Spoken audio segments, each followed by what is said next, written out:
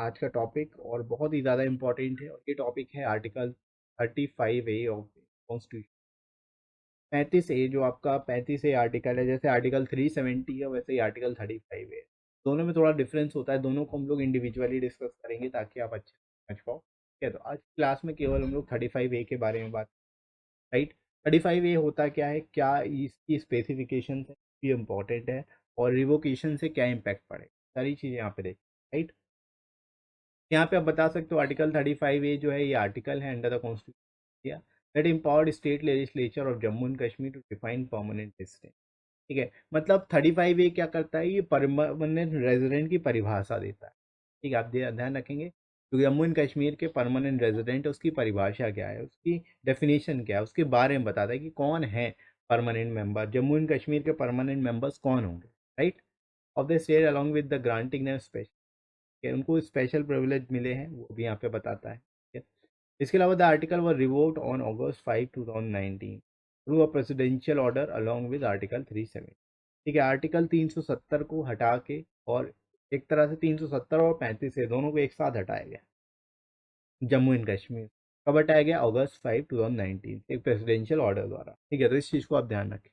इसके साथ ही साथ फ्रेंड्स आप IBA-CIO टीयर 3 के इंटरव्यू बैच को ज्वाइन कर सकते हो, जो आप सभी के लिए काफी इंपॉर्टेंट होगा। इसमें आपको मॉक क्वेश्चंस मिल जाते हैं, नोट्स एंड PDF भी मिल जाती है, और इंटरव्यू से रिलेटेड जो इंपॉर्टेंट चीजें हैं वो सारा आपको कंटेंट भी मिल जाएगा।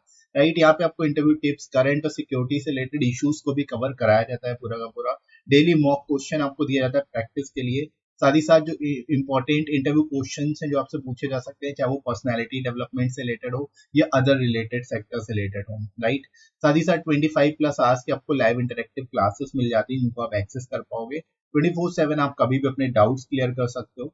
साथ ही साथ रिकॉर्डेड वीडियोस भी आपको 24/7 रिवीजन के लिए मिल जाते हैं। गर्ल्स के लिए सेपरेट ग्रुप भी है, और आपको इस बैच को जरूर रोल करना चाहिए, क्योंकि यहाँ पे आपको काफी कुछ सीखने को मिल जाएगा और अलग से कुछ तैयार करने की भी जरूरत नहीं पड़ेगी। सारी चीजें आपको एक ही जगह पे एक सीक्वेंस्ड मैनर में मिल जाती है, राइट। तो लिमिटेड सीट्स ही अवेलेबल है, इस वजह से आप इस बैच को जरूर रोल करिए, राइट फ्रेंड्स। इसके अलावा आपको एडिशनल 10% डिस्काउंट मिल जाएगा। डिस्काउंट कोड आपको यूज करना है SG10। SG10 आप जब यूज करोगे आपको 10% डिस्काउंट भी मिल जाए, राइट फ्रेंड्स। तो डिस्क्रिप्शन में दोस्तों लिंक दिया गया है, वहां से जाके आप डिस्काउंटेड रेट पे जो है इस बैच को इनरोल कर सकते हो, डिस्काउंट कोड यूज कर सकते हो SG10, राइट फ्रेंड्स।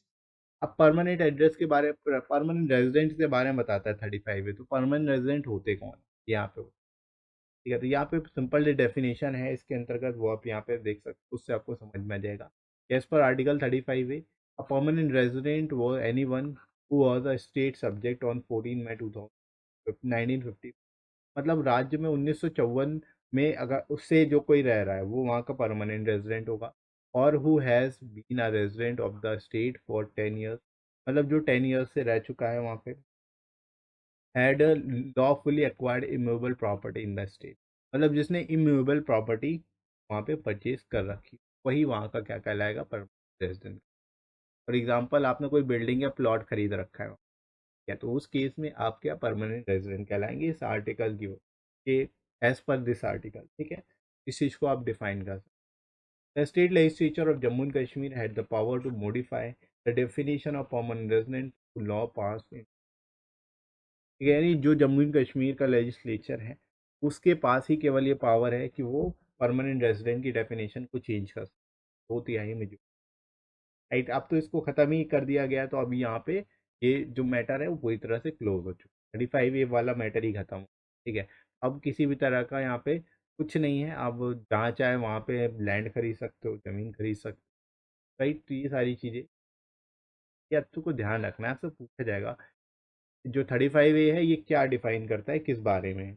आपको यहाँ पे बताना पड़ेगा कि ये 35A जो है किससे संबंधित है। ये डेफिनेशन देता है permanent residents Jammu and Kashmir, right दोस्तों।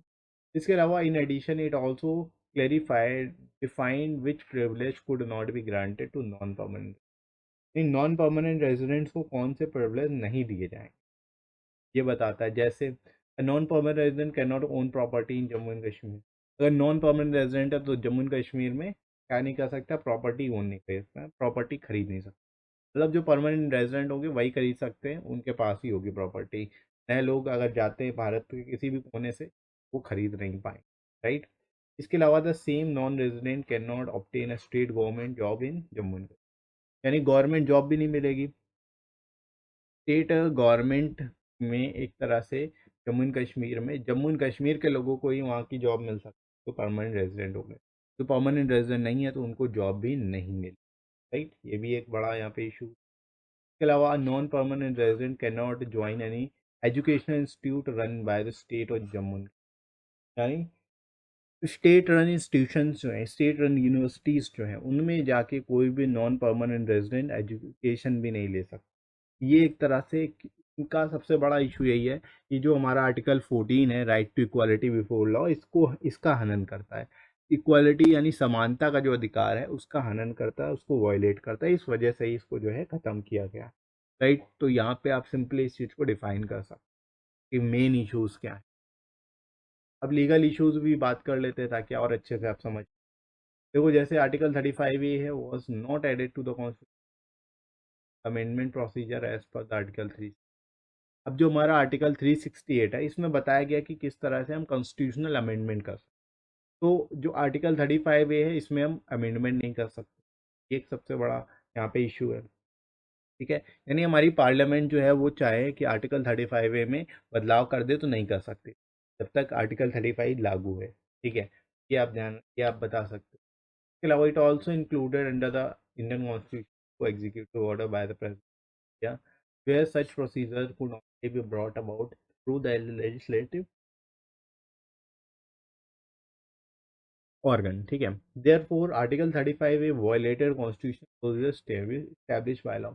मतलब क्या है इसका कि अगर प्रेसिडेंशियल ऑर्डर से कोई प्रावधान लागू किए जाते हैं भारत के सभी कोनों पर, लेकिन उसको कोई ज़रूरी नहीं वो जम्मू एंड कश्मीर में भी लागू हो जाए, ठीक है। ऐसा क्यों है? ऐसा इसीलिए है कि वहाँ की जो जम्मू एंड कश्मीर की स्टेट लेजिस्लेटर जब तक उसको लागू नहीं करेगी तब तक वो मान्य नहीं, ठीक है। तो यहाँ पे एक तरह से जो जो हमारी सर्वोच्च न्यायालय है, एक तरह जो हमारा सर्वोच्च जो है एक तरह से कार्यकारिणी जो है एग्जीक्यूटिव है, वो भी उसके भी बेसिकली यहाँ पे रूल्स फॉलो उसको भी फॉलो नहीं किया जाता, राइट। तो ये भी एक तरह से जो हमारे कॉन्स्टिट्यूशनल प्रोसीजर्स हैं उनको वॉयलेट कर, राइट। इसके अलावा the classification under who is a permanent resident और not under article 35 A is in violation of article 14। Article 14 का हनन भी है एक तरह, right to equality before. Right to equality before law का भी हनन है, क्योंकि जो रेजिडेंट है वही केवल वो प्रॉपर्टी खरीद सकते हैं, वही केवल एजुकेशन इंस्टीट्यूशन में जा सकते हैं जो स्टेट रन है। बाकी जो अदर मेंबर्स वो एजुकेशन ही नहीं हासिल कर सकते अगर वहाँ पे करना चाहे तो। ये एक तरह से राइट टू इक्वालिटी का हनन हो रहा है, वायलेशन हो, तो ये भी एक बड़ा कारण, राइट। तो इस तरह से आप लीगल इश्यूज को भी डिफाइन कर।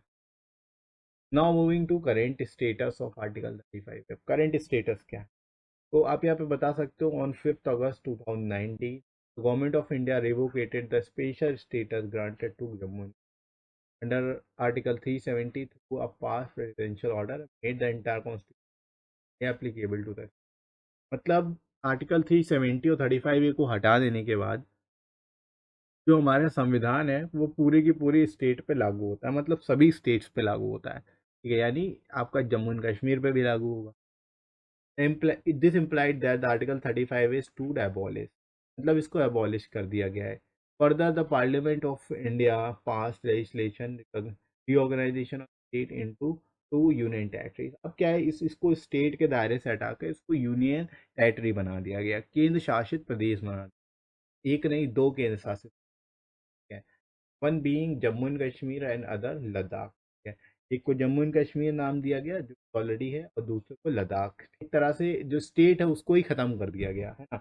स्टेट ही नहीं रहेगा तो ना आर्टिकल 370 काम करेगा, आर्टिकल 35 ए काम करेगा, क्योंकि वो स्टेट पे जम्मू एंड कश्मीर स्टेट पे लागू होता था।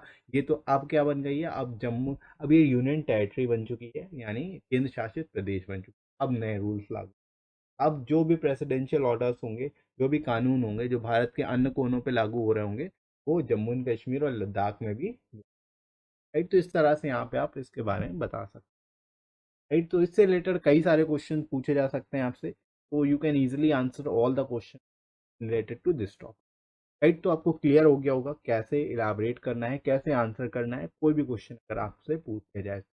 इसके साथ ही साथ आप लोग टेलीग्राम चैनल को ज्वाइन कर सकते हो, इस पे आपको सारी इंपॉर्टेंट पीडीएफ और क्लासेस की नोटिफिकेशन मिल जाएंगी, राइट। और इसका लिंक आपको डिस्क्रिप्शन में मिल जाएगा और कमेंट सेक्शन में ही मैं पिन कर दूंगा, वहां से जाके आप वहां से देख सकते हो, वहां से जाके ज्वाइन कर सकते हो। इसके अलावा वीडियो कैसा लगा कमेंट करके जरूर बताइएगा। वीडियो हेल्पफुल लगा हो तो लाइक करिएगा, इस वीडियो को शेयर करिएगा अपने सभी दोस्तों में, और सब्सक्राइब कर लीजिए इस चैनल को अगर आप में से कोई नया है तो, राइट फ्रेंड्स। तो अभी के लिए इतना ही, नेक्स्ट मिलते हैं अगली क्लास में।